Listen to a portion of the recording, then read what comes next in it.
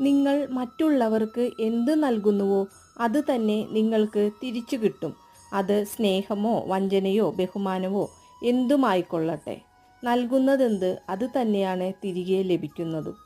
നിങ്ങളുടെ കണ്ണുനീരിൻ്റെ വില അറിയാത്തവർക്ക് വേണ്ടി ഒരിക്കൽ പോലും ഒരു കാരണവശാലും നിങ്ങൾ കരഞ്ഞു പോകരുത്.